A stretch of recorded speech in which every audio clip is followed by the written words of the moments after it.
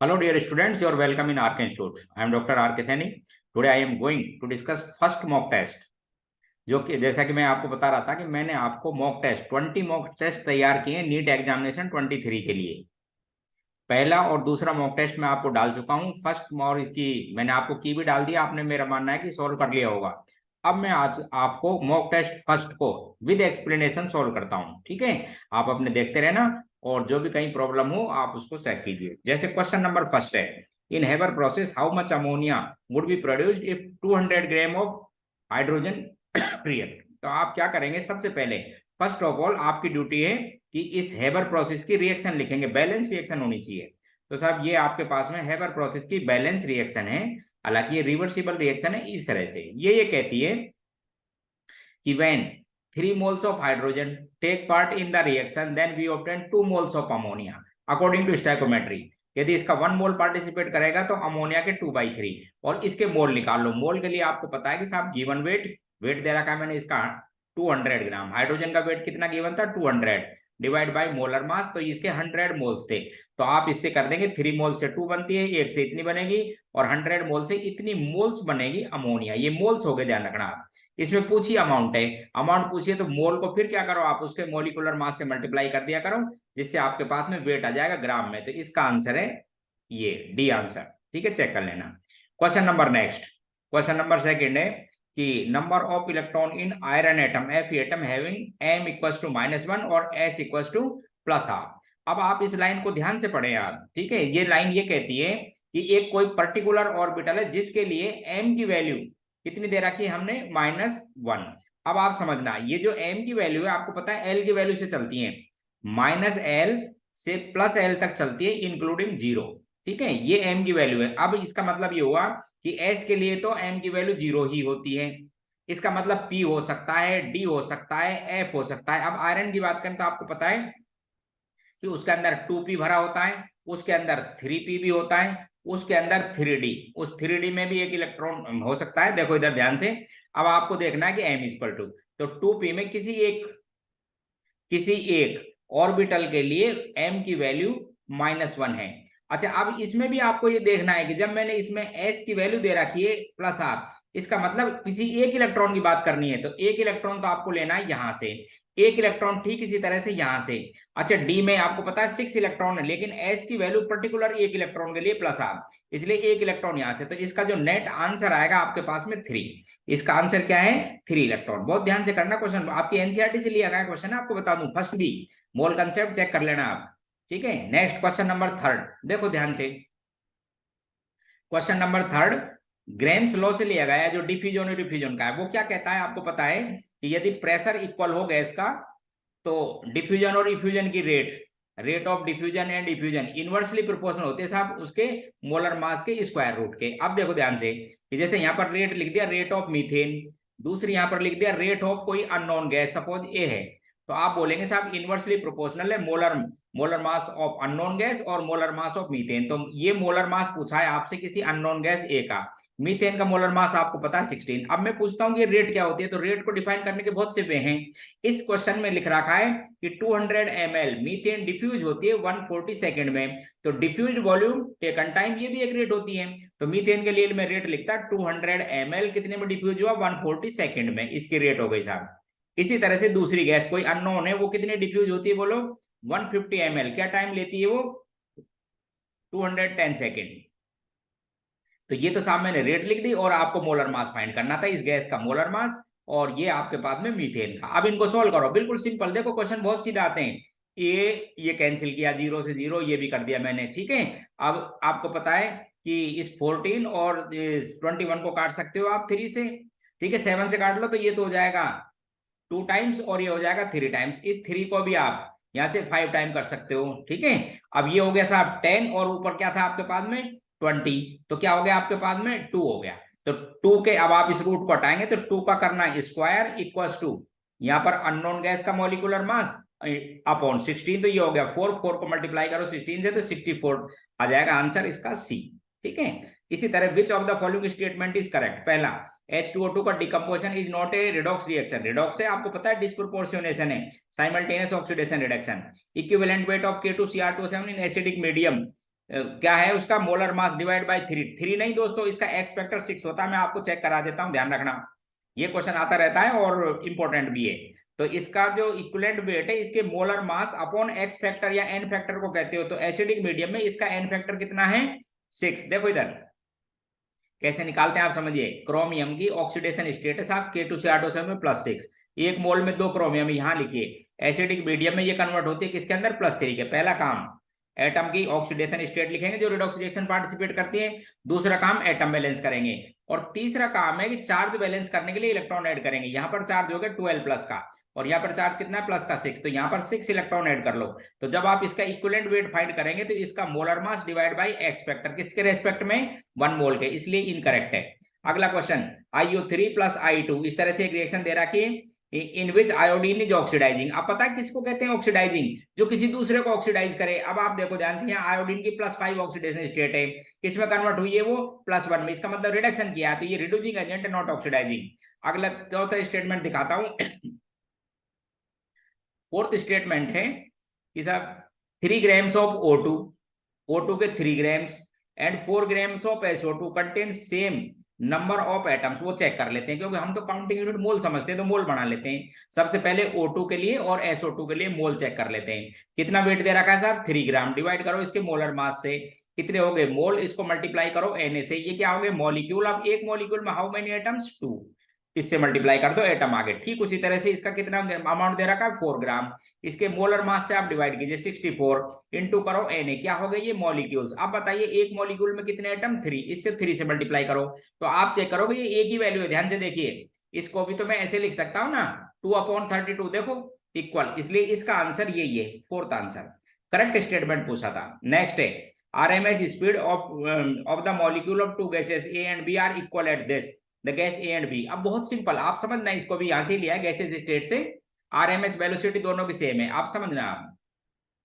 आपके पास में फॉर्मूला होता है VRMS का √3RT/m। अब आप समझिए, जब आपको टेम्परेचर सेम दे रखा है तो आपको पता है कि VRMS जब ही हो सकती है इक्वल, जब मॉलिक्यूल के मॉलिक्यूलर वेट सेम हो। आप समझिए, किसी R कांस्टेंट, 3 कांस्टेंट और टेम्परेचर कर रखा है इक्वल। इसका मतलब है जो भी दो गैस होंगी कोई भी जिनकी VRMS इक्वल हो, तो कंफर्म है उनका मोलर मास बराबर होना चाहिए। तो मोलर मास चेक कर लो। देखो इसमें सभी आंसर हैं। N2 का 28, CO का भी 28, O2 का 32, N2H4 का भी आप देख लीजिए 32, N2O और CO2 दोनों का 44। इसलिए इसका आंसर आएगा डी। सभी के मोलर मास सेम, इसलिए VRMS सेम, क्योंकि टेम्परेचर क्या कर रहा था? कांस्टेंट। ठीक। क्वेश्चन नंबर नेक्स्ट, ये भी आपकी एनसीईआरटी से क्वेश्चन लिया गया है, आप चेक कर लेना एटॉमिक स्ट्रक्चर में। ये 100 watt bulb emit light of the wavelength 400 nanometer, calculate number of photon emit per second by the bulb। अब समझिए आप ध्यान से, अब ये प्लैंक थ्योरी है, मैं आपको समझा देता हूं। देखो प्लैंक ये कहता है कि किसी फोटोन की एनर्जी डायरेक्टली प्रोपोर्शनल होती है उसकी फ्रीक्वेंसी के। जब आप फ्रीक्वेंसी प्रोपोर्शनल के साइन को हटाते हो तो प्लैंक कांस्टेंट लिखते हो। और आपको पता है कि साहब अपन यदि फ्रीक्वेंसी की जगह वेलोसिटी की टर्म में लिखे थी होती है c/λ। क्लियर? ये एक फोटोन की एनर्जी है। यदि मान लीजिए रेडिएशन में बहुत से फोटोन है, तो बहुत से फोटोन फाइंड करने के लिए इसको n से मल्टीप्लाई कर दो। n यहाँ पर क्या चीज है? Number of photon. ठीक है। अब सुनिए, आपको दे रखा है इन्होंने 100 वाट। वाट होता है साहब जूल पर सेकेंड, तो इस ई की जगह आप लिखिए 100 जूल पर सेकेंड।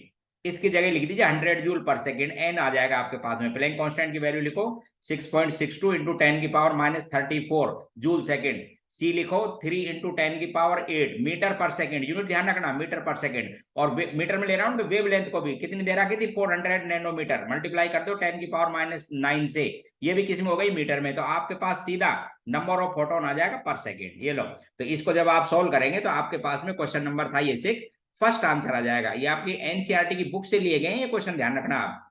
ठीक है, कुछ क्वेश्चन मैंने आपको बताया था बुक से भी लिए गए हैं, जो आपको जनरली आते रहते हैं आपकी नीट एग्जाम में।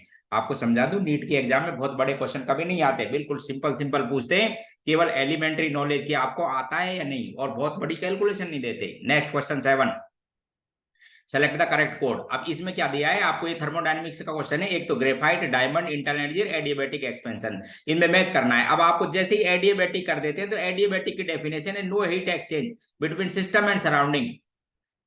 थ्रू आउट द प्रोसेस, उसको कहते हैं एडियाबेटिक। इसका मतलब है एस का ऑप्शन तो आप लिखेंगे फर्स्ट, एस का ऑप्शन फर्स्ट दो जगह है, एक तो आपके पास में सेकंड में और एक आपके पास में फोर्थ में। फिर सुनो, अब एक एक ग्रेफाइट और डायमंड, तो इसमें एक ऑप्शन है कि standard enthalpy formation is zero. अब स्टैंडर्ड एंथैल्पी फॉर्मेशन जीरो किसके लिए लिया जाता है? ग्रेफाइट के लिए। दूसरा और सुन लो मेरी बात, जितने भी नोन एलिमेंट हैं इस समय 118 एलिमेंट नोन है, आपको समझा देता हूं, सब डिस्कवर्ड है। जितने भी नोन एलिमेंट है उसमें सबसे लोएस्ट जो एंट्रोपी वो डायमंड की एंट्रोपी किसे कहते हैं पता है ना अपने को? रैंडमनेस। इसका मतलब इसमें सबसे कम रैंडमनेस है, तो डायमंड की एंट्रोपी बहुत कम, लोएस्ट एंट्रोपी है डायमंड मैच करना। और ये पूछा है इंटरनल एनर्जी, तो ये क्या बच गई आपके पास में? एक्सटेंसिव प्रॉपर्टी है, अमाउंट पर डिपेंड करती है।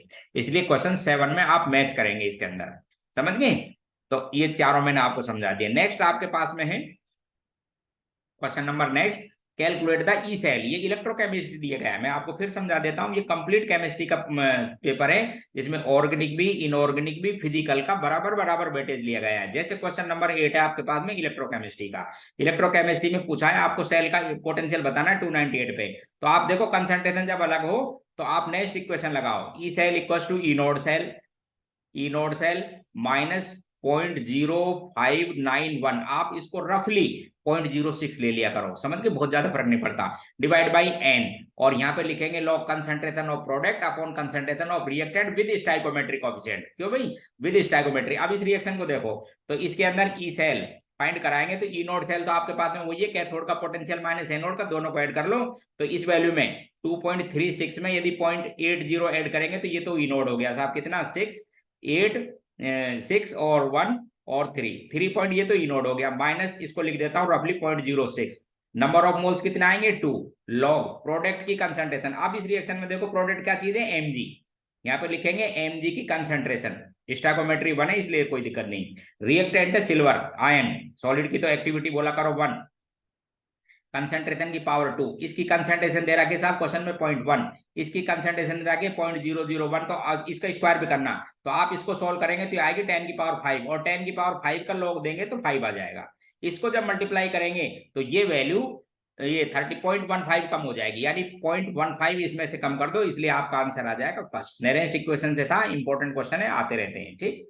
नेक्स्ट आपको क्वेश्चन नंबर 9 को एक्सप्लेन कर रहा हूं, देखो एक बार ध्यान से। क्वेश्चन 9, क्वेश्चन 9 एक रिएक्शन दे रखी है आपको, ठीक है, और पूछा है आपसे इस रिएक्शन की रेट ऑफ रिएक्शन। अब आपको पता है कि कंसंट्रेशन में जो टाइम के साथ चेंज होता है, सुनो मेरी बात, change in concentration with respect to time, with respect to t is known as rate. In case of reactant it is known as rate of disappearance, and in case of product it is known as rate of formation. When rate of reactant, rate of disappearance and rate of formation divide by their stoichiometric coefficient, then we obtain rate of reaction. तो आप ध्यान रखना, rate of reaction पूछिए तो आप क्या करोगे? उस रेट को डिवाइड करो उसके स्टाइकोमेट्रिक कोएफिशिएंट से।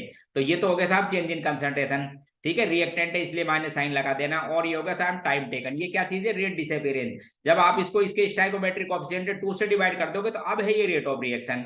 तो रेट ऑफ रिएक्शन निकाल के कंसंट्रेशन में चेंज तो हो गया था 0.1, देखो कंसंट्रेशन में चेंज कितना होगा? 0.1, नेगेटिव साइन इसलिए लगा दे प्लस में, अपॉन टाइम कितना लगा साहब इस काम के लिए? 10 मिनट, डिवाइड कर देना 2 से, तो एक ऑप्शन तो आपका ये मिल जाता, समझ गए। लेकिन इसके वैल्यू जब आप चेक करते तो ये आती 5 × 10 की पावर -3, यूनिट क्या आ जाती? एम पर सेकेंड। ये किस में आ जाए? ये किस में दे रखा? सॉरी, ये किस में दे रखा था? मिनट में, इसलिए यूनिट आती एम पर मिनट।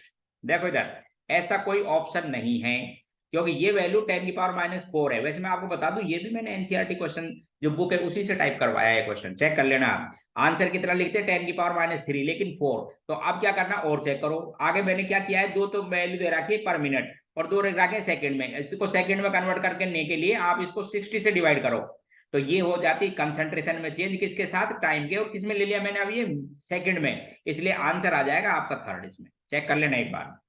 अच्छा question next, question number 10 discuss कर रहा हूं। देखिए सॉलिड स्टेट से लिया गया है, ध्यान रखना फिजिकल केमिस्ट्री के क्वेश्चन चल रहे हैं। 15 क्वेश्चन आपको फिजिकल केमिस्ट्री के हर चैप्टर से मिलेंगे। ये काइनेटिक्स से था, ऊपर वाला इलेक्ट्रोकेमिस्ट्री से था, ठीक है, ये थर्मोडायनेमिक्स से था, ये एटॉमिक स्ट्रक्चर से था। अब जो क्वेश्चन है आपके पास में ये सॉलिड स्टेट से क्वेश्चन है कि एन फॉर्म सीसीपी लैटिस। तो एन तो हो गया था आपके पास में, क्वेश्चन नंबर 10 को डिस्कस कर रहा हूं। सीसीपी का मतलब ये तो कितने हो गए साहब आपके पास में? 4। अच्छा आप ध्यान से देखो, अब जो एटम एन एम है वो कहां पर है? सुनिए, M occupy 1/3 of the tetrahedral void. तो पहले तो मुझे बताओगे टेट्राहेड्रल वॉइड कितने होते हैं? बोले साहब नंबर ऑफ जितने पार्टिकल होते हैं उनसे डबल होते हैं, यानी 8 होते हैं टेट्राहेड्रल वॉइड। उसके कितने पर ये 1/3, इसको मल्टीप्लाई करो 1/3 से। सिंपल रेथो में ये हो गया 12 और ये हो गया 8। सिंपल रेथो लिखेंगे n तो 3 और m2, ये इस यूनिट सेल का जनरल फॉर्मूला आ जाएगा इस सॉलिड का, m3n2, आंसर डी। ठीक है। नेक्स्ट पूछा which type solution form by the ethanol and water. ये क्वेश्चन आपको बता दूं बहुत इंपॉर्टेंट क्वेश्चन है, क्योंकि लगता है ऐसा है कि साहब ये भी हाइड्रोजन बॉन्ड बनाता है, ये भी हाइड्रोजन मिला देते हैं, जब भी रहता है, लेकिन एक्चुअल में नंबर ऑफ हाइड्रोजन बॉन्ड कम हो जाते हैं। एल्काइल ग्रुप आने की वजह से मॉलिक्यूल का एसोसिएशन कम हो जाता है, क्योंकि एल्काइल ग्रुप तो आपको पता है हाइड्रोजन बॉन्डिंग पार्टिसिपेट नहीं करता, इसलिए ये पॉजिटिव डेविएशन शो करता है। तो पहली लाइन नॉन आइडियल सॉल्यूशन कहते हैं आप इसको, और कैसा है? पॉजिटिव, इसलिए आंसर लिखेंगे आप इसका डी। नेक्स्ट है which has higher flocculation value of blood. Important, ये आपके पास किस चैप्टर से बताइए? कोलिगेटिव प्रॉपर्टी से, क्या बोलते हैं, कोलाइडल सॉल्यूशन से, जिसके अंदर पूछिए फ्लक्चुएशन वैल्यू। आप समझना आप ध्यान से। बोलो ब्लड कैसा सॉल्व है? बोले साहब नेगेटिवली चार्ज होता है, क्योंकि ब्लड में हीमोग्लोबिन, ध्यान से सुनना, जो पार्टिकल है पर्टिकुलरली हीमोग्लोबिन, उस पर तो चार्ज होता है पॉजिटिव और ब्लड पे होता है नेगेटिव। इसलिए नेगेटिव को कोएगुलेट करने के लिए positive, according to Hardy Schulze rule, positive जो आयन होता है वो एक्टिव आयन है। अब इसके अंदर पॉजिटिव आयन अच्छा हार्डे-सुलजे ये कहता है साहब जिसकी वैलेंसी ज्यादा कोएगुलेशन पावर ज्यादा, और जिसकी वैलेंसी कम उसकी कोएगुलेशन पावर कम, और जिसकी कोएगुलेशन पावर कम हाई अमाउंट चाहिए, यही पूछिए हाई फ्लक्चुएशन वैल्यू। इसलिए आंसर गलत मत कर देना, NaCl। पूछता लो कोएगुलेशन वैल्यू तो एलम, एल्यूमिनियम आता है उसके अंदर। ठीक है, क्वेश्चन बढ़िया क्वेश्चन। देखिए क्वेश्चन नंबर 13, क्वेश्चन 13 है विच हैज हाई, अच्छा क्वेश्चन 13 केसी दे रखा है एक रिएक्शन का, बिल्कुल सिंपल एक रिलेशन है आपकी एनसीईआरटी की बुक में ही, ये N2 + O2, एक कोई रिएक्शन दे रखी है 2NO, इसका आपको क्या दे रखा है? केसी। अब आप क्वेश्चन आगे बदलो, ठीक है, इसकी वैल्यू कोई केसी दे रखी है, फिर आपसे जो रिएक्शन पूछिए, बोले साहब इस रिएक्शन का केसी बताओ। देखिए आपको एक रिएक्शन का केसी गिवन है और उस रिएक्शन को रिवर्स करके लिख रखा है, तो इस रिएक्शन के केसी में और पहली रिएक्शन के केसी में रिलेशन ये है, बस ये लो इस रिएक्शन का केसी, जैसे ये लिख देता हूं, इसको रिवर्स करके तो लिख रही है, ये वैल्यू गिवन है, तो आप 1 से डिवाइड कर दो इस वैल्यू को। कितनी दे रखी है आपको? इसका 7.5 इंटू 10 की पावर -9, तो ये -9 ऊपर जाएगा तो हो जाएगा 10 की पावर +9, 1/7.5 को डिवाइड करना, तो ये आपके पास में आंसर +8 की पावर में आ जाएगा। लिखा आगे दिखा रहा हूं, देखिए आप, ये रहा, रिवर्स करके तो पूछी थी, देखना ये दिखा देता हूं कि केसी दे रखा है आपको इस रिएक्शन का, और आपसे उसी जो रिएक्शन दे रखी है उसको रिवर्स करके पूछा है, तो 1/, हो गया, 1/ करोगे तो 10 की पावर 8 का आपके पास में आंसर आ जाएगा, उसको सोल्व कर लेना, आंसर फर्स्ट। क्लियर? फिर इसी तरह से इक्विलिब्रियम, देखो बहुत बढ़िया, इक्विलिब्रियम से ये क्वेश्चन और लिया है, आप समझिए, A + B gives C + D, ये कोई इक्वेशन है। क्वेश्चन को एक बार वापस, इसका केसी दे रखा है आपको, इक्विलिब्रियम कांस्टेंट दे रखा है 100, initial concentration of all 4 species taken 1/m, इसका भी 1, इसका भी 1, इसका भी 1, इसका भी 1। अब इसका जो केसी दे रखा है आपको इक्विलिब्रियम कांस्टेंट, वो कितना है? 100। अब आपको पता है ना कि जब रिएक्शन क्वोशिएंट की वैल्यू कम होती हो किससे? इक्विलिब्रियम कांस्टेंट, तो रिएक्शन फॉरवर्ड जाएगी, इसलिए फॉरवर्ड के अकॉर्डिंग लिखेंगे। इसमें से सपोज गया आपके पास में x, 1 - x, ये भी हो गया 1 - x, x बना और टोटल हो गई 1 + x, और ये भी क्या हो गया था? 1 + x। ध्यान रखना x तो फॉर्मेशन होकर पहले भी तो ले रखा है। अब आप इसको लिखेंगे केसी = 1 + x का स्क्वायर, दोनों लिख दो, अपॉन 1 - x का स्क्वायर। अब कुछ नहीं बचा, स्क्वायर को हटाओ, इसको रूट ले लो, ये केसी जो दे तो 1 + x अपॉन 1 - x, ये कितना दे रखा था आपको? 100। तो 10 = देखिए बिल्कुल सिंपल कैलकुलेशन, ऐसा कुछ नहीं आया हुआ क्वेश्चन है किसी एग्जाम में। तो 10 = 1 + x अपॉन क्या हो जाएगा? 1 - x। सोल्व कर दू इसको, वैसे 10 - 10x = 1 + x, इसको इधर ले आइए तो ये वैल्यू तो हो जाएगी 9, और ये हो जाएगा साहब 11x। देखो इधर ध्यान से, इसलिए x हो गया आपके पास में 9/10, यानी कितना हो गया ये वैल्यू? 0.18 के आसपास में हो गई वैल्यू। तो आपके पास अच्छा ऐड जोड़ लेना उसमें, ये पूछी कंसंट्रेशन, किसकी कंसंट्रेशन पूछी थी आपसे? Concentration of D. क्या लिखोगे? 1 + x, x यहां से आ गया, इसकी वैल्यू चेक करना, तो आंसर आएगा आपके पास में 1 + 1.18, सी आंसर आपका, चेक कर लीजिए। अच्छा, identify buffer solution among the following. अब आपको समझा देता हूं बफर सॉल्यूशन किसे कहते हैं, ध्यान रखना, किसे कहते हैं बफर? जिसकी पीएच में मेजरेबल या सिग्निफिकेंट चेंज नहीं हो by the addition of small amount of acid and small amount of base. अब कन्फर्म है, आपको बता देता हूं, जब भी नहीं होगा जब स्पीसीज जो आप डालते हो स्ट्रॉन्ग एसिड स्ट्रॉन्ग बेस वो वीक में कन्वर्ट हो जानी चाहिए। यदि वीक इलेक्ट्रोलाइट बन जाता है तो उसकी पीएच में चेंज नहीं होगा। इसलिए मैं आपको बता देता हूं, वैसे जनरल आप 3 तरह के पढ़ते हो, एक तो सिंपल बफर और एक मिक्स बफर। सिंपल बफर में क्या होता है, सॉल्ट किसका, of weak acid and weak base, इस सॉल्ट का सॉल्यूशन है। अब सपोज मैं इसके अंदर एसिड डालता हूं या बेस डालता हूं, एसिड डालूं बेस डालूं तो पीएच में नो सिग्निफिकेंस एल, क्योंकि ये भी वीक बन जाएगा ये भी वीक बन जाएगा, and as it is buffer solution. और बाकी और होते हैं ना एसिडिक, उसमें वीक एसिड और उसका कंजुगेटेड बेस, और एक बेसिक होता है जिसके अंदर वीक बेस और उसका कंजुगेटेड एसिड। क्वेश्चन नंबर 16 आते रहते हैं बायोमोलिक्यूल से क्वेश्चन, ध्यान रखना, ये आयोनिक इक्विलिब्रियम से था। How many essential amino acid are there, NCERT की बुक को खोलो और दोस्तों याद करके जाओ, क्योंकि ये क्वेश्चन सीधे आते हैं पूरे 9 के 9 जिसमें जो दे रखे हैं सब आप चेक कर लीजिए, पूरे एसेंशियल अमीनो एसिड है, इसलिए answer 9। How many polymers, natural polymers, अब ये बायोमोलिक्यूल्स पॉलीमर से लिया गया है नेचुरल, तो नेचुरल में देखो एक तो प्रोटीन एनिमल्स में मिलती है, प्लांट में मिलती है, सेलुलोज ये भी नेचर में प्लांट से मिलता है, स्टार्च ये भी प्लांट में मिलती है, ठीक है, 3 तो ये हो गए। रेजिन पॉलीमर है, ऑर्गेनिक पॉलीमर, नेचुरल रबड़ ये भी मिलती है हीवा वर्जिया में, लैक्टस से मिलती है, प्लांट के लेटेक्स से, समझ गए, प्लांट लेटेक्स, ठीक है, एक प्लांट होता है पर्टिकुलरली मलेशिया में ज्यादा मिलता है, अपने इंडिया में मिलता है, तो ये भी उसमें है। फिर ब्यूना एस ये भी आपको पता है कि था भी एक सिंथेटिक पॉलीमर है, बेकेलाइट भी है, सेलुलोज एसीटेट, आप ध्यान रखना कंफ्यूज मत हो जाना, केवल सेलुलोज तो नेचुरल है, लेकिन एसीटेट ये सेमी सिंथेटिक है, ध्यान रखें आप, इसलिए इसको नेचुरल में लिखेंगे, पॉलीथीन नहीं। तो आपके पास में 4 हुए, एक तो प्रोटीन, एक सेलुलोज, एक स्टार्च और एक नेचुरल रबड़, इनको क्या बोलेंगे आप, नेचुरल पॉलीमर, ठीक है, 4 answer. How many are the cross linked polymer, बहुत इंपॉर्टेंट क्वेश्चन है, आपको समझा देता हूं। क्रॉस लिंक्ड के अंदर एक तो ये बेकेलाइट, एनसीईआरटी में बुक में स्ट्रक्चर दे रखी है, मिलामेन फॉर्मल्डिहाइड, उसे कहते हैं जब आपके पास में पॉलीमेरिक यूनिट है ना, उनके बीच में यूनिट्स के बीच में CH2 के ब्रिज बॉन्ड बन जाते हैं, जैसे ये CH2 चेक करो बेकेलाइट की स्ट्रक्चर, ये CH2, तो उनको कहते हैं आप कौन से, क्रॉस लिंक्ड पॉलीमर। और क्या नाम है इनका, थर्मोसेटिक, ये ऐसे पॉलीमर है, आपको समझा देता हूं कि आप एक बार ये बन गए ना तो टेम्परेचर देके मेल्ट नहीं कर सकते, वही वाली बात है कि जल जाते हैं लेकिन पिघलते नहीं, इसलिए एक बार यदि आपने बना लिया तो बाद में इसको क्या है, काम में लो जब तक चलता है, बाकी ये बेकार हो जाता है तो फिर ये यूजलेस, जैसे आपको पता है ना बिजली के स्विच वगैरह ये चीज बनते हैं इसमें।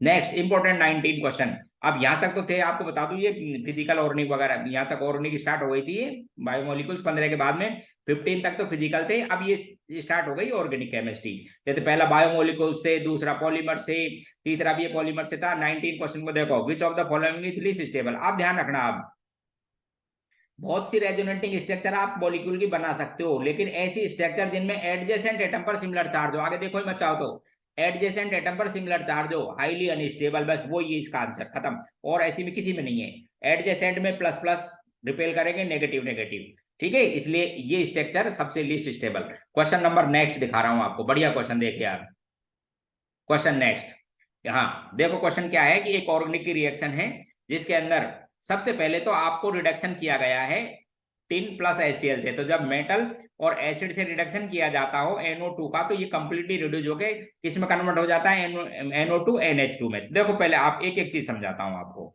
और इनको नोट किया करो आप। सबसे पहली लाइन बोले साहब, ये जो आपने डाल रखा है मेटल और HCl, इससे क्या होगा, तो इससे सबसे पहली बात, इससे Sn प्लस HCl से आप इस NO2 को रिड्यूस करेंगे NH2 ग्रुप में, बोले साहब इसकी रिएक्शन तो ये थी, ठीक है। फिर करा रखा है दूसरे स्टेप में एसिटाइलेशन, ध्यान रखना, एसिटाइलेशन कराने के लिए आप एसिटाइल एनाइड क्लोराइड भी ले सकते हो और एसिटिक एनहाइड्राइड, तो एसिटाइलेशन में H हटाओ, यहीं से होगा, एसिटाइलेशन हो गया साहब इसका, ये लो साहब एसिटाइलेशन, ये पहला। अब कराइए नाइट्रेशन, अब जब नाइट्रेशन कराएंगे तो आपको पता है ये भी ऑर्थो पैरा डायरेक्टिंग है, ये भी ऑर्थो पैरा डायरेक्टिंग, लेकिन ये जो NH2 ग्रुप है ये क्या बोलते हैं उसको, इफेक्टिव है, और ये जो मिथाइल ग्रुप है ये हाइपर कॉन्जुगेशन से चेक करोगे ये प्लस M से, इसलिए ये एक्टिवेटर है, तो आप नाइट्रो ग्रुप को कहां पर लगाओगे, इसके अकॉर्डिंग, पैरा पोजिशन ब्लॉक है, ऑर्थो पोजिशन पे आप नाइट्रो ग्रुप को लगा देंगे, ये जैसे मैंने यहाँ लगा दिया, देखिए आप। फिर क्या करना, उसका हाइड्रोलाइसिस करना, अब ध्यान रखना, एसिड और उसके सभी डेरिवेटिव हाइड्रोलाइसिस से एसिड में बदल जाते हैं, तो वो तो बदल जाएगा एसिडिक एसिड में, ये बदल जाएगा NH2 में। फिर ये रिएक्शन Na2 प्लस HCl, मैं आपको इस रिएक्शन के बारे में एक लाइन बता देता हूं और आज ही लिख लो, इस रिएक्शन के बिना जेई के भी और नीट के आज तक पेपर बने ही नहीं, आप मुझे हो तो मेरे को मैसेज कर देना, ये रिएक्शन हर साल JEE as well as NEET हर साल आती रहती है, बहुत इंपॉर्टेंट है। इसको डाइएजोटाइजेशन कहते हैं। और जब एरोमेटिक अमीन पर रिएक्शन कराई जाती है इसकी, तो ये इसको पर्टिकुलरली किस में कन्वर्ट कर देते हैं, N2Cl में। ये हर पेपर में आपको जनरली मेरे में मिलती रहेगी, आती रहती है। फिर दो रिएजेंट है, कौन कौन से, एक तो H3PO2 और एक है आपके पास में इथाइल अल्कोहल। वो क्या करते हैं, इस N2Cl को हटा देते हैं, बस N2Cl को हटा देते हैं, H दे देते हैं रिंग में, इसलिए फाइनल प्रोडक्ट ये बनेगा। आंसर आपका सी। एक बार ध्यान से देख लेना, first reduction, then acetylation, then nitration, then hydrolysis, then diazotization and then removal of N2Cl। दो ही कंपाउंड है जो इस काम को करते हैं, एक तो H3PO2 का एक्वा सॉल्यूशन होता है, एक होता है आपके पास में इथाइल अल्कोहल। ये कर सकते हैं। नेक्स्ट, बढ़िया क्वेश्चन। हाँ, ये लिख रखा है डाई कार्बोनिक एसिड दे रखा है, इसमें लाइसीन है कोई, ठीक है, उसमें एसिडिक स्ट्रेंथ पूछिए। तो देखो इधर ध्यान से, ऐसे बना हुआ है, ये NH2 ग्रुप है, कैटायन में कन्वर्ट कर रखा है, फिर ऐसे कार्बन कार्बन कार्बन, ऐसे 4-5 कार्बन लिख रखे हैं। अब देखो इधर ध्यान से, एक तो एसिड है, एक इस कार्बन पर NH3+ है। आप सुनिए, इसमें से H को निकालेंगे तो पहली बात तो रेजोनेंस की वजह से स्टेबल हो जाएगा, और पास में लगा हुआ है माइनस आई इफेक्ट, और सबसे स्ट्रॉन्ग है कैटायन का, इसलिए मोस्ट एसिडिक तो इससे। रीजन समझना कि after removal of H+ ion when conjugated base become stable then acidic strength is high। वही आंसर दे रहा हूं।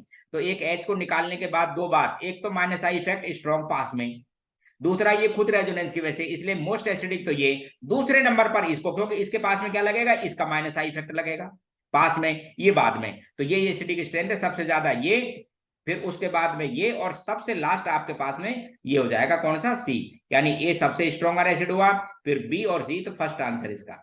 अगला क्वेश्चन 22, बढ़िया क्वेश्चन आता रहता है, ध्यान सुन लो। हाँ, the violet coloration of sodium. पहले तो कलर ही पूछ, जेई में तो कलर ही पूछ लेते हैं कि कैसा कलर है, आपको तो बस केवल नीट में देखना है कि क्या बना था। Violet colouration with sodium nitrochloride is the test of sulphide. Sulphur का टेस्ट करते हैं ऑर्गेनिक कंपाउंड में। आप सुन लो, पहले आपको समझा देता हूं। सल्फाइड का जब टेस्ट करते हो, सुन लो, ऑर्गेनिक कंपाउंड में सोडियम नाइट्रोक्लोराइड से करते हैं। सोडियम नाइट्रोक्लोराइड का फॉर्मूला पता होना चाहिए पहली बात, Na2FeCN5 और NO। इस NO यहाँ पर पॉजिटिव लिगेंड है, फर्स्ट पॉइंट। कैसा लिगेंड है, कैटायनिक लिगेंड है। इस बात का कंफर्मेशन किससे करते हैं, इसका एक्सपेरिमेंट से मैग्नेटिक डेटा फाइंड करते हैं सॉलिड स्टेट में। तो ये जब इसकी सल्फाइड से रिएक्शन कराते हैं, ध्यान से देखो, तो ये एनायन होना चाहिए, सोडियम सल्फाइड बनता है। तो ये जो लिगेंड बनेगा ये बनेगा NOH। इस पे चार्ज कितना आएगा, -1। बस ये आयनिक रिएक्शन है, इसलिए आयरन की ऑक्सीडेशन स्टेट चेंज नहीं होनी चाहिए। तो इसको जब नहीं होगी, इसको 4 कर दो और इसको लिख दो NOH। ठीक है, आंसर बी। चेक कर लेना, आपकी एनसीईआरटी में नाइट्रोजन के, सल्फर के इस तरह के टेस्ट दे रखे हैं, आयरन वगैरह के, वहां पे ये सल्फर का टेस्ट है, इंपॉर्टेंट है। एक तो ये टेस्ट है सल्फर का, ठीक है ना, और एक लेड एसीटेट से करते हैं। क्वेश्चन नंबर 22 था ये। नेक्स्ट क्वेश्चन डिस्कस कर रहा हूं, देखो क्वेश्चन नेक्स्ट 23। क्वेश्चन है identify incorrect one. Incorrect one, इनमें से देखो पहला सॉल्वेट आइसोमर्स। अब किसे कहते हैं सॉल्वेट, आप ध्यान रखना, सॉल्वेट और हाइड्रेट एक ही बात है। हाइड्रेट आइसोमेरिज्म भी उसको कहते हैं। किसे कहते हैं कि व्हेन एक्वा लिगेंड, ये रहा aqua ligand replaced by anion. Check करो, aqua ligand replaced by anion, then such isomers are known as hydrate isomers और सॉल्वेट आइसोमर्स। इसलिए फर्स्ट आंसर ही सही है। और भी समझा देता हूं, दूसरा आपको इनकरेक्ट बताना था, तो ये तो सही है। CO3 is outer orbital complex, ठीक है, वीक फील्ड लिगेंड आउटर बनेगा, चेक कर लीजिए। इसमें यहां पर गलती है, ये लिख रखा है आर इनर ऑर्बिटल, यहां तक तो सही है, एंड डायमैग्नेटिक। ये डायमैग्नेटिक नहीं होता। आप देखो इसमें आयरन की ऑक्सीजन स्टेट है +3, और +3 में इलेक्ट्रॉन कितने रहेंगे, 3d5। स्ट्रॉन्ग फील्ड लिगेंड हो, ऑक्टेटल में कॉम्प्लेक्स में ऐसे रहते हैं D orbital, strong field ligand, और आप पेयरिंग कर दो, पेयरिंग करने के बाद भी एक अनपेयर्ड इलेक्ट्रॉन रहेगा, इसलिए ये कॉम्प्लेक्स डाइमैग्नेटिक नहीं हो सकता। यही इनकरेक्ट है। आंसर आपके पास में कौन सा है इसका, सी। इनकरेक्ट पूछा, बाकी ये भी सही है।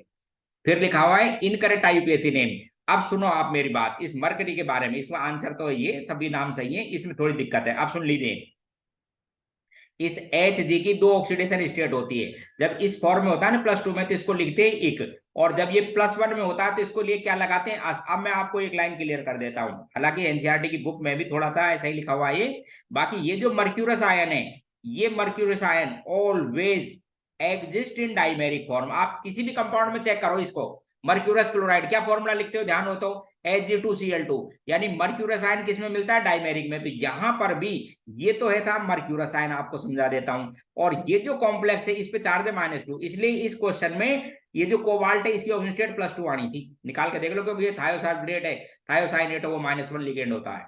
क्वेश्चन नंबर 25 देखिए, क्वेश्चन 25 आपको एक चैप्टर है आपके 11th की बुक में ऑर्गेनिक में, qualitative and quantitative estimation of organic compound, आपको समझा देता हूं। ठीक है, क्वालिटेटिव में तो आपको किया जाता है, जैसे अभी मैंने उस सल्फर का टेस्ट कराया था सोडियम नाइट्रोक्साइड से, ठीक है, और ये क्वांटिटेटिव एस्टिमेशन, ठीक है, इसमें नाइट्रोजन का किया जाता है। तो देखो अब आप समझो, ऐसे क्वेश्चनों में आप लो ऑफ इक्विवेलेंस लगाया करो। तो मैं लो ऑफ इक्विवेलेंस लगाता हूं साहब, ऑर्गेनिक कंपाउंड को हीट किया, उससे अमोनिया बाहर निकली, उस अमोनिया को टाइट्रेट कर दिया किसके साथ, एसिडिक मीडियम में H2SO4 के साथ। तो अपने को पता है साहब लो ऑफ इक्विवेलेंस बराबर होते हैं, तो मैं इस अमोनिया का वेट निकाल लेता हूं। तो ग्राम इक्विवेलेंट होता है given weight upon equivalent weight, ये अमोनिया के लिए लिख दिया, और ये इसके लिए आपको कंसेंट्रेशन दे रखे हैं, तो ये कंसेंट्रेशन होता है NV/1000।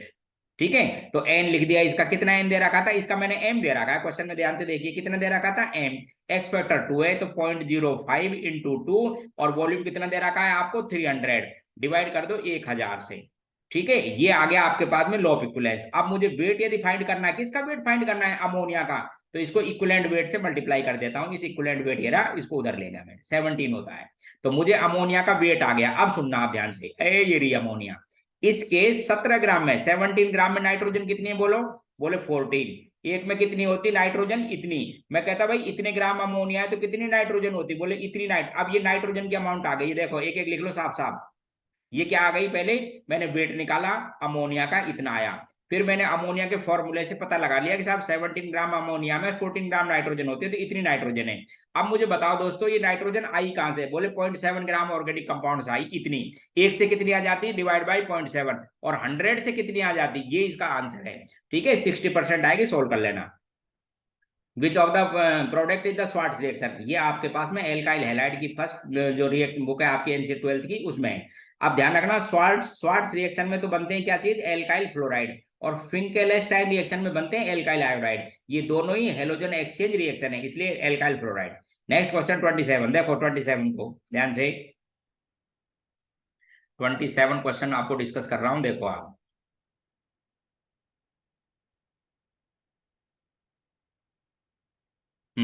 27 है प्रोपीन, उस पर रिएक्शन कराओ HBr की इन प्रेजेंस ऑफ परोक्साइड। तो जब HBr की रिएक्शन कराएंगे इन प्रेजेंस ऑफ परोक्साइड, तो आपको पता है एंटी मार्कोनिकॉफ एडिशन होता है HBr का परोक्साइड की प्रेजेंस में, और साहब आपके पास में ये बन जाती फर्स्ट ब्रोमोप्रोपेन। फिर इस पर रिएक्शन कराइए एन ईथर, यानी वुड्स रिएक्शन करा दी, एन ईथर का मतलब वुड्स, क्या बन जाती है आपके पास में, एन हेक्सेन। ध्यान से देखो, और ये आपकी बहुत इंपॉर्टेंट रिएक्शन, जब एल्केन जिसके अंदर मिनिमम 6 कार्बन हो पेरेंट चेन में, 6 से 9 तक के जनरल देते हैं, वो क्रोमियम ऑक्साइड, मोलिब्डेनम ऑक्साइड और वेनेडियम पेंटॉक्साइड की प्रेजेंस में हीट किए जाते हैं। टेम्परेचर लगभग रहता है 500 से 550 डिग्री सेंटीग्रेड, और 10 से 20 एटीएम रहता है प्रेशर, तो वो एरोमेटाइजेशन हो जाता है उसका। इसलिए ये जो एन हेक्सेन है उसमें कंडीशन ये अप्लाई है कि मिनिमम 6 कार्बन होने चाहिए, किसमें बदल जाएगी, एरोमेटिक कंपाउंड बेंजीन और उसके डेरिवेटिव, तो बेंजीन बनेगा, बाकी हाइड्रोजन बाहर। इंपॉर्टेंट रिएक्शन, बहुत इंपॉर्टेंट, ध्यान करना।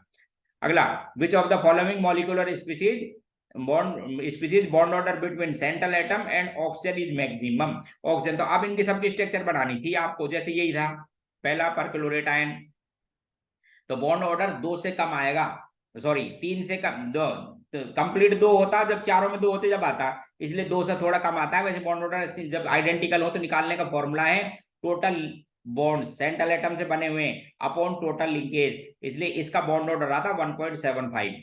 ठीक है, इसी तरह से आपको इस थायोनेट आयन के बारे में बात करनी थी, डाई थायोनेट आयन है ये, तो इसमें भी कंप्लीट डबल बॉन्ड नहीं है, आप देख लीजिए, इसमें भी क्या नहीं है, कंप्लीट डबल बॉन्ड नहीं है, वही पार्शियल रेजोनेंस करते जाना एक साइड में। ठीक है, XeO3 इसमें कंप्लीट डबल बॉन्ड है, इसलिए इसका बॉन्ड ऑर्डर सबसे ज्यादा, ये रहा XeO3 कंप्लीट डबल बॉन्ड, इसलिए बॉन्ड ऑर्डर कितना है इसका 2।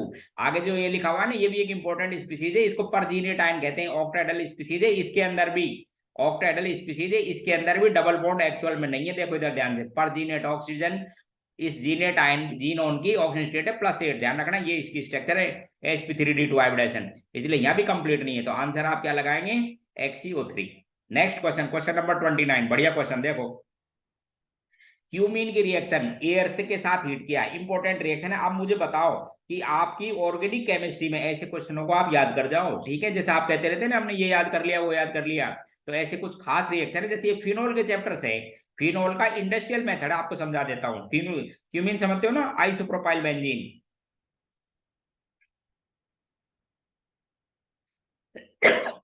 आइसोप्रोपाइल बेंजीन की रिएक्शन कराओ साहब ऑक्सीजन से, ध्यान से देखो, हीट करोगे तो जब हीट करेंगे तो बॉन्ड टूट जाएंगे, तो पाई बॉन्ड टूटने से इसके डाई रेडिकल बनेंगे ऑक्सीजन के, और इधर जब आपके पास में फ्री रेडिकल बनाओगे तो इसको सबसे ज्यादा स्टेबल फ्री रेडिकल है ये वाला। तो फर्स्ट ऑफ ऑल हीटिंग से फ्री रेडिकल बनाइए, और फ्री रेडिकल में हाइड्रोजन से ऐसे बनेगा, पहला प्रोडक्ट ये है, इसको कहते हैं क्यूमिन हाइड्रोपेरोक्साइड। और फिर जब डाइल्यूट एसिड के साथ इसको रिफ्लेक्स किया जाता है तो एक तो एसीटोन बाहर निकलता है और ये फिनोल।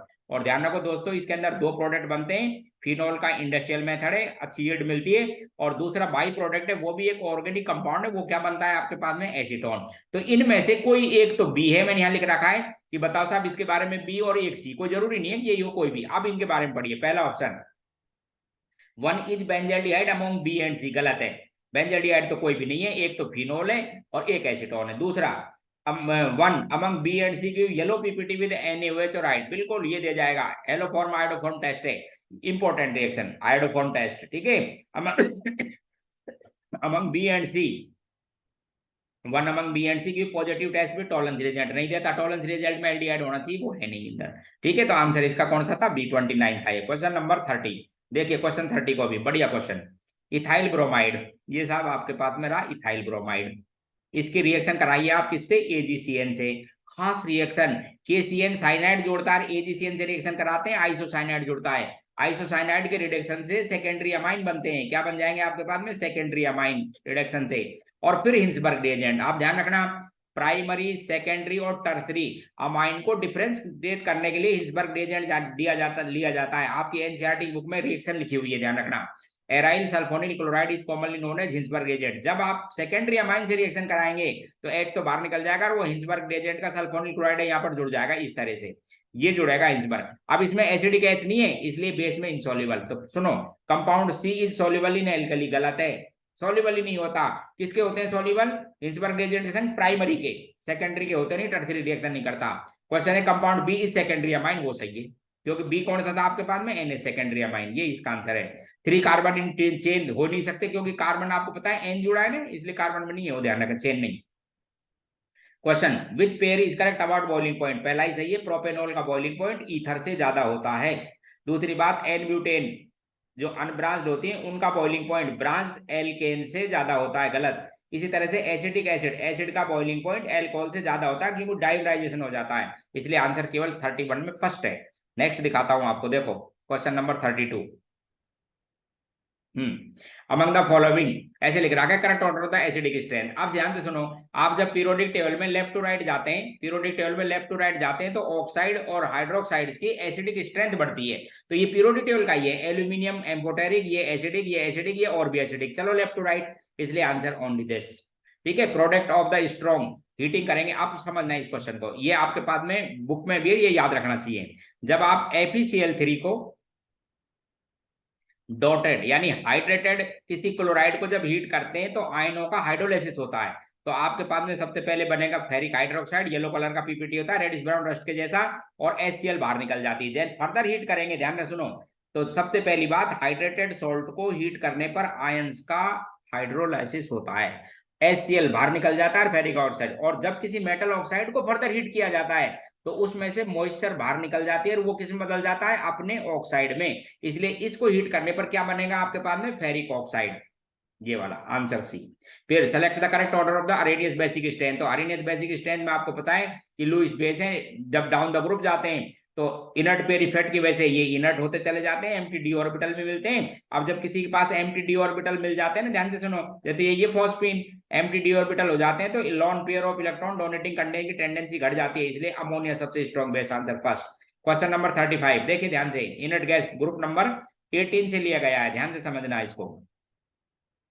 इनर्ट गैस है, ध्यान से देखो, inert gas xenon, krypton, argon, neon और ये, ठीक है। करेक्ट ऑर्डर पूछा है, बॉइलिंग पॉइंट सही आंसर है, क्योंकि आप ध्यान से देखो, मोलर मास बढ़ने पर बॉइलिंग पॉइंट बढ़ता है, और मोलर मास, ठीक है, और इनके अंदर अट्रैक्शन भी चेक कर लो, क्योंकि जब आप पता है कि जैसे जैसे हेलोजन का ये इनर्ट गैस का साइज बढ़ता है, इनर्ट गैस का साइज, तो डिस्पर्सन फोर्सेज याद करना, क्या है डिस्पर्सन फोर्सेज, पोलराइजेबिलिटी याद करिए। जब वो जो है ना आपके पास में न्यूट्रल मॉलिक्यूल, जब किसी स्टैंड पर इलेक्ट्रॉन अपने रेगुलर पाथ से स्टेट पर इलेक्ट्रॉन अपने रेगुलर पाथ से डेविएशन शो करता है, यदि यहाँ गया ये इधर, तो उस स्टैंड पर ये मॉलिक्यूल क्या हो जाता है, पोलर, तो अपने एडजेसेंट मॉलिक्यूल में पोलरिटी जनरेट कर देता है। बस इसी को डिस्पर्सन फोर्स, लंदन फोर्स, या इसे 2-3 तरह के नाम दिए जाते हैं। ये कब इफेक्टिव होता है, जब लार्जर साइज हो मॉलिक्यूल का, जितना बड़ा आउटर मोस्ट सेल के इलेक्ट्रॉन पेनिट्रेशन कम, इजीली पोलराइज, यानी किस पर डिपेंड किया जाता है, प्रोबेबिलिटी पर। इसलिए एक तो larger size, surface area high होना चाहिए, और मोर नंबर ऑफ इलेक्ट्रॉन, बस ये पोलराइजेशन ज्यादा, तो सभी आंसर करेक्ट। देख लो, बॉइलिंग पॉइंट भी ज्यादा, सॉल्युबिलिटी इन वाटर, क्यों, क्योंकि लाइक जो लाइक प्रिंसिपल, भाई वाटर कहता है पोलर, तो इसमें जितनी इजी पोलरिटी उतना मोर सॉल्युबल। पोलराइजिबिलिटी इसी को कहते हैं, किसी लार्जर साइज के मॉलिक्यूल को पोलरिटी कन्वर्ट होना, प्लस माइनस का सेपरेशन होना, पोलराइजिबिलिटी, या किसी कैटायन के द्वारा करते हो ना फजन रूल, वो, और easy polarisation. All are correct, answer C, ये B. Next, select the correct order of the boiling point. पहला H2O D2 इनकरेक्ट, क्योंकि D2O का मोलर मास ज्यादा, इसके लिए बॉइलिंग पॉइंट ज्यादा। इसमें भी जिस आइसोटॉप का मोलर मास ज्यादा, उसका बॉइलिंग पॉइंट ज्यादा, ये भी इनकरेक्ट। ये सही, H2O2 का बॉइलिंग पॉइंट H2O से ज्यादा। आप ध्यान रखना, हाइड्रोजन बॉन्डिंग इसमें भी है, इसमें भी, लेकिन इसका मोलर मास ज्यादा, इसलिए H2O2 का बॉइलिंग पॉइंट H2O के बॉइलिंग पॉइंट से काफी ज्यादा है, 150, 100। Answer C. Correct pair of the paramagnetic area. अब देखो ये एमओटी से लिया गया क्वेश्चन है, मॉलिक्यूलर ऑर्बिटल से स्पीसीज दे रखे हैं, इलेक्ट्रॉनिक कॉन्फ़िगरेशन लिखेंगे, पहले कोई समझा देता हूं, दोनों का लिख के देख लो। बोरॉन का टोटल इलेक्ट्रॉन कितने हैं बोरॉन में, बोरॉन B2 के अंदर टोटल इलेक्ट्रॉन हो गए 10। लगाओ molecular orbital, sigma 1s, sigma star 1s, फिर सिग्मा 2s 2, फिर सिग्मा स्टार 2s 2। फिर ध्यान रखना sp मिक्सिंग, जब टोटल इलेक्ट्रॉन 14 तक हो तो sp मिक्सिंग किया करो, और उस sp मिक्सिंग से पाई ऑर्बिटल की एनर्जी कम हो जाती है सिग्मा से, तो पाई 2px, 2 इलेक्ट्रॉन इसमें भरिए, फिर पाई 2py, 2 इलेक्ट्रॉन इसमें भरते, लेकिन टोटल इलेक्ट्रॉन है कितने 10, इसलिए हुंड्स रूल के अकॉर्डिंग, हुंड्स रूल के अकॉर्डिंग एक एक करके भर दो। जब डिजेनरेट ऑर्बिटल हो तो अकॉर्डिंग टू हुंड्स एक एक इलेक्ट्रॉन भरिए विद पैरेलल स्पिन, इसलिए पहला पैरामैग्नेटिक। अब देखो ध्यान से, अब कार्बन, अब उसमें 2 इलेक्ट्रॉन बढ़ जाएंगे तो यहाँ पर पेयरिंग कर दो, इसलिए आंसर फर्स्ट। बहुत बढ़िया क्वेश्चन। नेक्स्ट 38, ध्यान से देखो क्या पूछा है कि एक यहाँ पर ये जो बोरेक्स होता है ना, बोरेक्स, उसका एन आयन, इसकी स्ट्रक्चर आनी चाहिए बोरॉन फैमिली में, आपको समझा देता हूँ, पी ब्लॉक से क्वेश्चन है। इसमें पूछा है कि number of boron atom which does not participate in back bonding. अब इसकी स्ट्रक्चर पता होनी चाहिए, आपको बता देता हूँ। टेट्रा, इसमें बोरेक्स है जो टेट्राबोरेटाइन, ये इसकी स्ट्रक्चर है। इसके अंदर 2 बोरॉन पर तो है, आपको बता देता हूँ, sp2। स्ट्रक्चर चेक कर लेना, मैं तो पढ़ाता रहता हूँ, इसको आता रहता है ये क्वेश्चन, ध्यान रखना है। और 2 बोरॉन पर sp3, ये इस एनायन की स्ट्रक्चर है, इस पे नेगेटिव चार्ज, इस पे। अच्छा, जब एनायन जो बोरॉन पे 4 बॉन्ड बन गए तो एम्प्टी ऑर्बिटल नहीं है, और जब एम्प्टी ऑर्बिटल नहीं है तो बैक बॉन्डिंग नहीं हो सकती। बैक बॉन्डिंग की कंडीशन है, आपको समझा देता हूं, कि एडजेसेंट एटम पर एम्प्टी और फुलफिल्ड ऑर्बिटल होना चाहिए, एडजेसेंट पर कंपेरेबल एनर्जी के, तो वो साइड वाइज ओवरलैप करते, इसी को कहते हैं बैक बॉन्डिंग। तो इसमें 2 तो करेंगे, आपको बताता हूं, 2 नहीं करेंगे, इसलिए आंसर 2 इसका। स्ट्रक्चर चेक करें। Which element has high electron affinity. अब ध्यान सुनो, इलेक्ट्रॉन एफिनिटी का जनरल ट्रेंड ये होता है, लेफ्ट टू राइट जाने पर बढ़ती रहती है, लेकिन एक एक्सेप्शन है, एक तो नाइट्रोजन का, क्योंकि नाइट्रोजन से ज्यादा कार्बन की, ये हाफ फील्ड स्टेट में है, तो ये जो निकोजन्स होती हैं इनकी इलेक्ट्रॉन एफिनिटी ग्रुप नंबर 14 के एलिमेंट से कम है।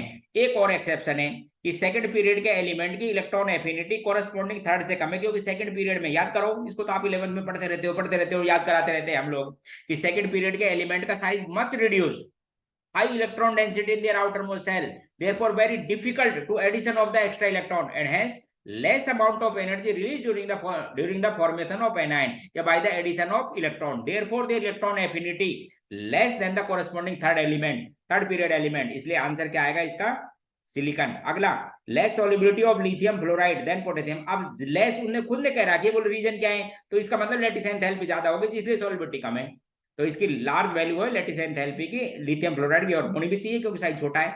आगे, which of the following property different between CO and N2। अब आप समझो इन दोनों को, दोनों में आइसो इलेक्ट्रॉनिक स्पीसीज है, कार्बन मोनोऑक्साइड भी और N2 भी, 14 इलेक्ट्रॉन है, दोनों का एनर्जी डायग्राम एक जैसा है, ठीक है। एक तो CO है आपके पास में, और एक क्या है आपके पास में, N2, दोनों में 14 इलेक्ट्रॉन है, एक जैसा कॉन्फ़िगरेशन है। बॉन्ड ऑर्डर निकाल के देख लो, दोनों में सेम। मैग्नेटिक बिहेवियर दोनों डायमैग्नेटिक। अब इस लाइन को फिर मत भूलना, sp मिक्सिंग दोनों में किसे कहते हैं sp मिक्सिंग, जब टोटल इलेक्ट्रॉन 14 तक हो तो 2s और 2p एक दूसरे के बहुत क्लोज होते हैं, बहुत क्लोज होते हैं तो एक दूसरे को इंटरेक्ट करते रहते हैं। इंटरेक्ट का मतलब जिसकी एनर्जी कम है वो ज्यादा, इंटरेक्ट जिसकी एनर्जी ज्यादा वो और ज्यादा, कम वाले की और कम, इसी को कहते हैं इंटरेक्शन। इसलिए कुछ मॉलिक्यूलर ऑर्बिटल की रिलेटिव एनर्जी चेंज हो जाती है, इसे क्या कहते हैं sp मिक्सिंग। कहां मिलता है ये, जिनमें टोटल इलेक्ट्रॉन 14 तक हो, इसलिए ये भी मिलता है। बॉन्ड लेंथ में अंतर आपको समझा दूं, बॉन्ड 3 ही है लेकिन उसके बावजूद भी ये पोलर बॉन्ड है और ये आपके पास में नॉन पोलर है, इसलिए इसकी बॉन्ड लेंथ कम रहेगी बजाय इससे, क्योंकि इसमें एक्स्ट्रा फोर्स और लग रहा है प्लस माइनस का, ऐसा इसमें नहीं है, ध्यान रखें। तो ये fourth answer, which has higher value of second ionization enthalpy. देखो बढ़िया question, second value ionization enthalpy की बात करनी है तो ये तो साहब आपके पास में 4 एलिमेंट है एक ही जगह पीरियोडिक टेबल में, ये लिथियम सॉरी सोडियम से लिया है, एक तो सोडियम, एक मैग्नीशियम, एक एल्यूमिनियम और एक सिलिकॉन। वैसे जनरल ट्रेंड होता है कि लेफ्ट टू राइट जाने पर आयोनाइजेशन एंथैल्पी बढ़ती है, फर्स्ट हो सेकंड हो थर्ड हो, जनरल लाइन ये है। लेकिन ये आपको पता है कि मैग्नीशियम में आउटर मोस्ट सेल में होता है NH2 और इसमें होता है NH1, तो एक एक इलेक्ट्रॉन निकालो, एक इलेक्ट्रॉन निकालने के बाद में ये कंडीशन आई। अब आप समझिए, तो ये जो सोडियम है ये तो बन गया अब इनर्ट गैस, इसलिए इसकी आयोनाइजेशन एंथैल्पी सेकंड मैग्नीशियम से ज्यादा। अच्छा इसी तरह से एल्यूमिनियम और अब ये बोरोन जैसा, एल्यूमिनियम का इलेक्ट्रॉनिक कॉन्फिगरेशन होगा +1 में 3s2 और ये हो गया था 3p1। एस की पेनिट्रेशन पावर और इलेक्ट्रॉनिक कॉन्फिगरेशन फुलफिल्ड है, ज्यादा है इन कंपेरिजन टू np, तो इसमें अंदर आंसर आएगा आपके पास में एल्यूमिनियम, सेकंड पूछा है। अच्छा ये मेटलर्जी से क्वेश्चन लिखा है, which of the following is correct formula of the bauxite. एक तो ऐसे भी लिखते हैं और एक इसको हाइड्रेटेड फॉर्म में, देखो इसको क्वेश्चन नंबर 43 को हाइड्रेटेड, ये भी करेक्ट है, आपकी एनसीईआरटी की बुक में दे रखा है। यहाँ पर इस बॉक्साइट का जनरल फॉर्मूला है AlOx OH 3 - 2x, where x की वैल्यू क्या चाहिए, फ्रैक्शन 0 से ज्यादा और 1 से कम। तो आप क्या करो, इसमें x की वैल्यू 0.5 रख दो और चेक कर लो, यही आ जाएगा आपके पास। x की वैल्यू कितनी रख लीजिए, 0.5, चेक कर लीजिए, यही फॉर्मूला बन जाएगा। इसलिए दोनों ही करेक्ट है बोथ। और भूलना नहीं, क्वेश्चन आया हुआ है कि बॉक्साइड कैसा है, बोले साहब हाइड्रेटेड ऑक्साइड है। कैसा है बॉक्साइड, हाइड्रेटेड, ये रहा OH आयन, वाटर लगा हुआ है, समझ गए, ये हाइड्रोक्साइड। ये क्वेश्चन नेक्स्ट, ये भी आपके पास मेटलर्जी से ही लिया गया है, ध्यान से देखो कौन सा कॉलम सही है। साइनाइड प्रोसेस किसके लिए आते हैं, सिल्वर और गोल्ड। साइनाइड प्रोसेस किसके लिए, सिल्वर और गोल्ड। और क्या कहते हैं इसको, मैकार्थर फॉरेस्ट प्रोसेस, जो लीचिंग में भी आप पढ़ते हो। फ्रोथ फ्लोटेशन किसके लिए आते हैं, सल्फाइडों के लिए, ध्यान से देखो, जिंक फ्लेंट गैलेना के लिए। इलेक्ट्रोलाइटिक रिडक्शन किसके लिए आते हैं, या तो एस ब्लॉक या एल्यूमिनियम के लिए, क्योंकि उनके लिए सुटेबल रिड्यूसिंग एजेंट नहीं होते, इसलिए किसका इलेक्ट्रोलाइटिक रिडक्शन किसका कराओगे, एस ब्लॉक या एल्यूमिनियम का। जोन रिफाइनिंग एक खास कंडीशन है जो पर्टिकुलरली सिलिकॉन, जर्मेनियम, गैलियम इनके लिए काम आती है। अल्ट्रा प्योर फॉर्म आता है सिलिकॉन, ये इसका मैच कर लेना। How many species among the following give silver mirror test. आप देखो ये बहुत इंपॉर्टेंट, आपको बता दूं, एल्डिहाइड तो सब देते हैं, ऑल एल्डिहाइड्स देते हैं, और जो कीटोन होते हैं ना उनके पास वाला, यानी जो फंक्शनल ग्रुप जुड़ा हुआ है तो एल्फा हाइड्रोक्सी कीटोन भी देते हैं। दूसरी बात, ऐसे डाइसैकेराइड जिनके अंदर एल्डिहाइड या कीटोन में से कोई एक ग्रुप फ्री हो ड्यूरिंग द फॉर्मेशन, वो भी देते हैं। पॉलीसेकेराइड नॉन रिड्यूसिंग है, वो नहीं देते। तो ये पॉलीसेकेराइड नहीं देगा, ये पॉलीसेकेराइड नहीं देगा, ये पॉलीसेकेराइड नहीं देगा, ग्लूकोज देगा, सुक्रोज नहीं देगी। आप ध्यान से देखना अपनी एनसीईआरटी की बुक को, सुक्रोज में एक मॉलिक्यूल तो ग्लूकोज होता है और एक मॉलिक्यूल फ्रक्टोज, और ग्लूकोज का एल्डिहाइड कार्बन 1 और फ्रक्टोज का कार्बन 2 जुड़ते हैं, इसलिए ये नहीं देगा। माल्टोज दे देगा, दोनों यूनिट ग्लूकोज की है और 1/4 एडिशन। लैक्टोज दे देगा, एक गैलेक्टोज है, एक ग्लूकोज देगा और प्रोपेनॉल देगा। इसलिए कुल मिलाकर एक तो हो गया साहब आपके पास ग्लूकोज, एक हो गया माल्टोज, एक लैक्टोज और एक प्रोपेनॉल, फोर्थ आंसर, यानी बी ऑप्शन करेक्ट है इसका। तो दोस्तों ये आपके पास में मैंने ग्रुप में ये मॉक टेस्ट फर्स्ट को डिस्कस किया है, उसकी की आपको भेज दिए, ध्यान से किया करो। आप मॉक टेस्ट आप सेकंड को कीजिए, मैं अगली क्लास में उसको डिस्कस करूंगा। आज मॉक टेस्ट थर्ड डाल रहा हूं, उसको कीजिए और फिर कोई प्रॉब्लम हो तो मुझसे बताइए, ठीक है ना। इनको ध्यान से करिए, आपके लिए मैंने बता दिया, ये इंपॉर्टेंट है और इनको करते रहा करो आप। Okay bye.